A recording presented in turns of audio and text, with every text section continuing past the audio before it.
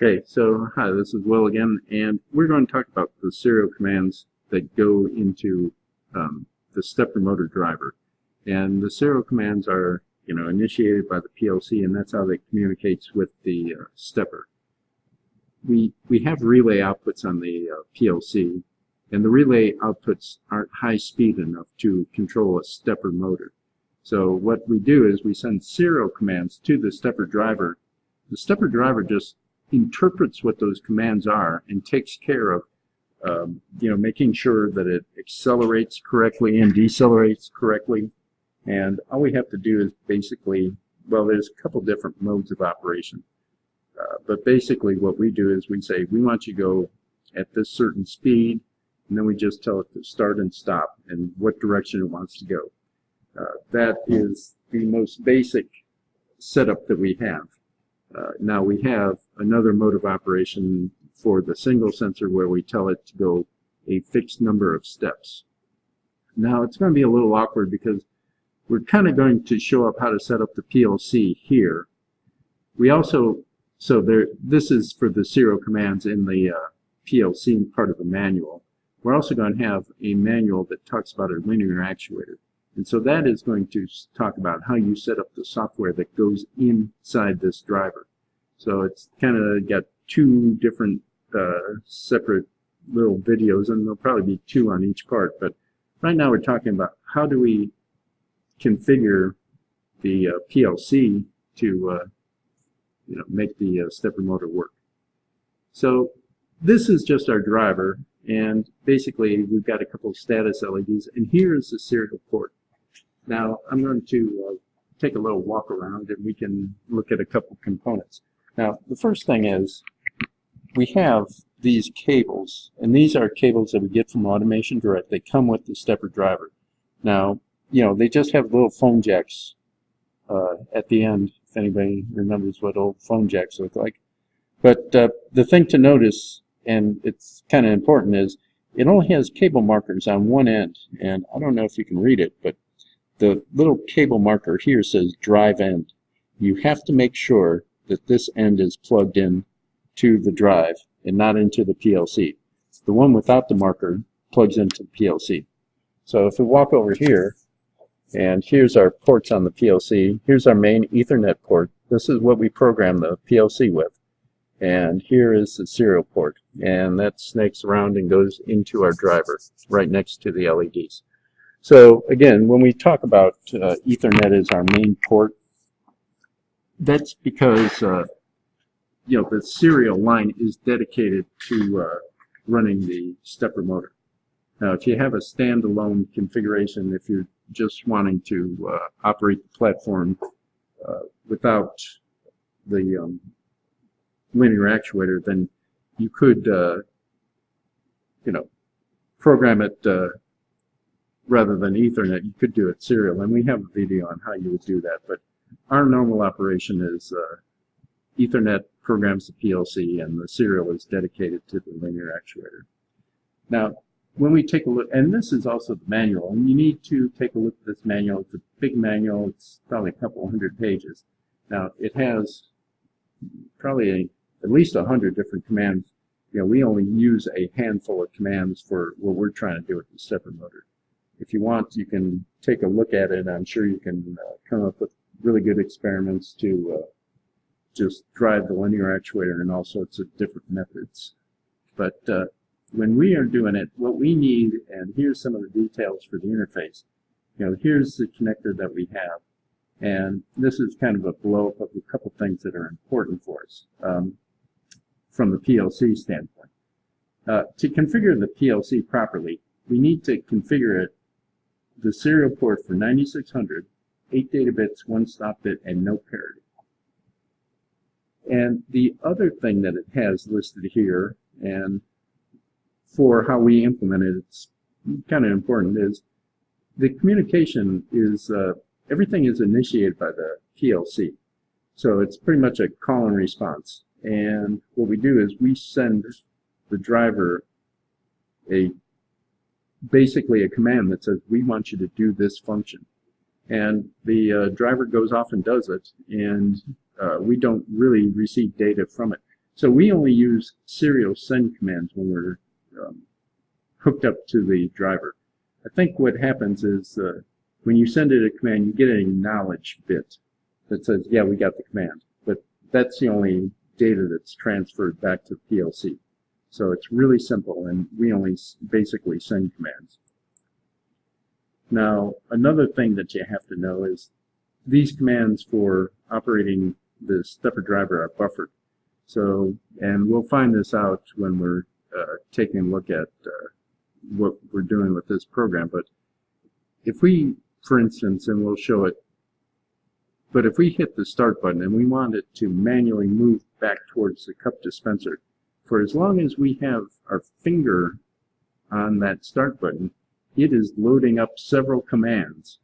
And that isn't necessarily what we want, because to stop it, then we have to unload each and every one of those commands.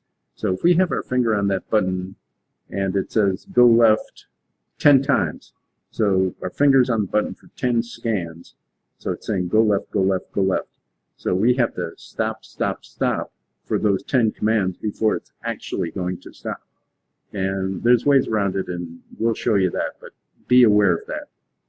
Now, commands that we send for it on the serial command, they basically have two alphabet letters that tell you what you want to do. Here's jog speed, and the basic command is, you have the letters JS, and they have to be in capitals. Every time you're sending the command is always 2 characters, and they have to be capitalized. And then afterwards, you're sending the next thing after it is the parameter, and the parameter is speed. Now, this is revolutions per second, and we're talking about our stepper motor. Our stepper motor is 20,000 revolutions per, or steps per revolution. So the speed we go at is very low speed. You don't want to go beyond a speed of, I think, about 4. 4 is pretty high speed too. If you get that stepper rotating at 4 revolutions per second, that's 80,000 steps per second, and that's a high speed. You never want to get it. This one shows 10.35. You don't even want to go there. And another one we're going to say is for distance and position. Now, there's a couple different functions with this. It could be distance or it can be position, but the way we're going to show it here is the DI is going to tell us what direction that the motor is actually spinning. So if we say, for instance, DI, and then we have a negative sign, it's going to go counterclockwise. And if we just say DI, it's going to spin clockwise. And so there's just 2 commands that look almost identical, except one is going to have a minus sign and one's going to have a plus sign. So that is what we have. So now let's take a look inside our program. And right now, this is the normal little seal-in circuit that we always use. Now, if we go into our setup, and we'll take a look at the COM. Now, the COM should already be set up because I'm not sure exactly with this program, but we always use the serial port for the stepper motor, so it should be set up. So it is port 2. The protocol is ASCII. We're actually sending ASCII commands to the stepper driver. Now, you can send Modbus addresses, but we are just sending ASCII characters. And as it showed in there, it's 9600. It's no parity. It's 1 stop bit and 8 data bits. Now down here for these delays and whatnot, we just leave those at default values, and everything seems to work great for this serial interface. So I'm going to go in here. Now the first thing I'm going to do is I want to get a couple, I want to put in here, I'm going to put in just something so I can start driving towards the dispenser or start driving towards the sorter. So I'm going to say that, actually what I want is I want this to be my start process. So I don't want to do anything if I get in my start process. And again, we're kind of limited by our push buttons here, but what I'm going to say is when I'm in start process and I'm pressing on the start button, so this will be normally open, and this will be 0x002, I want to jog towards the dispenser. And actually, I'm running over my end thing, so I'm going to have to remember to put an end at the very end. So I'm going to make this C3. And this one I'm just going to say C3 is when I'm jogging towards my dispenser. And what I need to do is I'm going to need to latch that, so I want to put a rung afterwards, or row afterwards. And now I'm going to put my normally open contact, and this will be C3.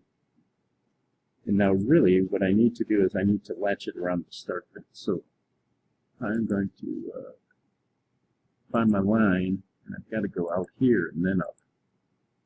And that should be okay. So we're going to latch that in. Now I'm going to give this a name, and C3, I'm just going to say that's going to be move to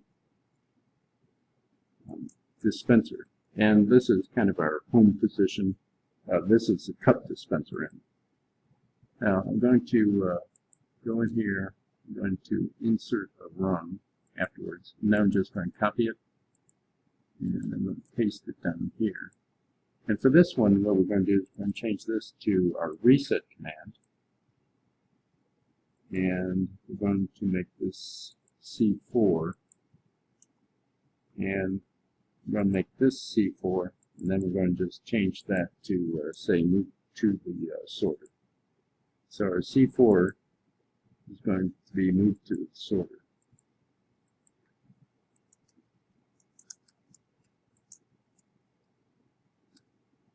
Okay, so now what we need to do is we need to put in our little our send commands. And all we're going to use is send. We're not going to use receive. So when we go in here and we put this send command in here, now this is kind of a big looking thing that you have to do, but it's fairly easy. So we're in port 2. Our protocol is ASCII. Now what we want to do here is we want to put in the command. So our first command, and this is kind of what we showed before. Our first command, if we go in here, we're going to say we want to set up a jogging speed. Okay?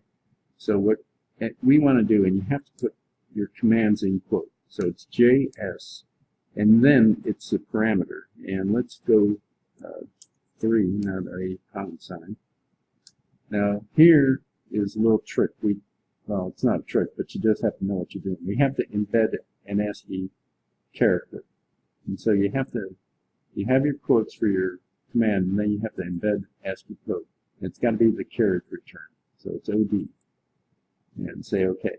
Now that'll show up in red. And now what we want to do is we want to put in our direction, which is DI, and then we put in a -1. And that's for our command. And that's going to make the motor rotate counterclockwise, which is going to drive it back towards the dispenser. And again, we're going to embed an ASCII character with carriage return. Okay? And now, this command, which we didn't show before, but all we have to do is CJ, and that means commence jogging. So it's jogging speed, and the speed will be 3 revolutions per second. And then it's the direction, and that's counterclockwise, and then this just says commence jogging. Now, we should also, for the termination code, we should put that in here. Now here it just has 00. What we want to do is we want to look up in the ASCII table, and we want to click on the carriage return. And that's okay. Now, the last thing we can do here, well, let's just say okay, and now it's going to set up our instruction. So now we've got our instruction, and that shows what our instruction is. So it's JS, and then it's got the carriage, it's got that, and it's got the output. Now, one thing we didn't put in here is you can also put these status flags for sending. And right now we're at C4, so we'll make this one C5. And we'll make this C6. And especially when you have multiple commands, when it is sending out the command, you get a pulse there. And then the success is when it has sent out that command. And when we get into some of the, when we're talking about the linear actuator, we actually use the success bit to know when we're actually moving to the next position. So if we say move to the hopper position, and this is what we use when we're in ladder logic and not the sequencer, we kind of use this C6 bit to say, okay, we're moving. If we have that command successfully sent out, then we say we're moving. So what we need to do here is we need to put in the normally open contact. And this one is going to be our C3, which is move to the dispenser. Okay? And so when C3 is high, we're going to move to the dispenser. Now what we can do here is we can copy it. We can paste it here. And now all we're going to do is we're going to put another one in for moving to the sorter. So we'll make that C4. And the only thing we have to do here is we're going to change this direction from, we're going to get rid of that minus. So it's still going to, well, and also just so we know, we're going to slow it down just a bit. So we'll just verify what direction is what. It should go just a little slower, and it's going to reverse directions, so we don't have that minus sign. Now, we can still use this C5 and C6 because there's only going to be one command active at a time. So we don't have to worry about that. Now, you could make this C5, C6, and C7, C8, and for every time you use one of these, you could change that around. That would be fine. Now, actually, what I can do here is I'm going to copy this one more time, and now I'm going to paste this. And what we need to do here is we are going to put in this command, and the only thing we're going to do for this command is we're going to put in an SJ, and I'm actually going to back out everything. So this is going to be our stop jog. So this is going to stop it. And we have this to start it to the dispenser. We have this to move it back to the sorter. Now this one is going to be totally driven by our stop push button. Now, because our stop push button is normally closed, what we need to do is we need to go into this instruction and change it to a normally closed contact. And this wants to be, and so I can get rid of this guy. I'm not quite sure I did that one wrong. So normally this will be non-conducting, and then when we hit stop, it's going to send out the stop jog command. So now one last thing that we want to talk about here. So we put this in manual mode to manually move it around. Now our manual mode is set up with this little toggle switch. This is the new Mark II setup. So that toggle switch puts it in manual or automatic. So what we have to do is we only want this function to work, because these are going to, in normal operation, we want the start to actually start our light stack sequence. We want the reset to reset certain things. We don't want it to actually start moving the linear actuator. So we have to put in here a normally open contact, and this is connected to 005, which is our manual control. So I'm going to put that in both of these. And okay, so that is in both of these functions. And now, one last thing. So right here, what we have is we have this stop. Our stop push button is going to stop the jog. But the stop push button is also up here, and that is going to interrupt our start process. So even though we don't normally, and we wouldn't normally do this, but for what we're going to do for this demonstration, we're just going to get rid of this here. So when we press the start push button, we're going to be in our start process. And we're going to stay in that start process. And by the nature of us still having our finger on the push button, we're still going to start moving. So when we first start out, we're going to be moving toward the dispenser. And then when we hit the stop push button, it'll stop it. And then when we hit the reset, we'll move towards the sorter. And we'll take a look at that. Now, what we're going to find, and we'll start out the next time talking about it, is we're going to find out that this buffer, the buffered commands are going to be an issue for us. And again, the reason for that is every time it scans, when I have my finger on a push button, it doesn't matter whether it's the start push button or the reset push button. There's no way I can go as fast as it scans. So even if I press it as fast as I can, it's going to load several commands into the buffer, and it's going to say, go left, go left, go left. And I've got to empty each one of those out before it's going to stop.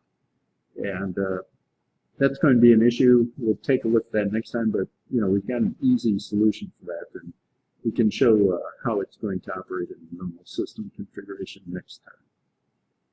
And we'll see you then.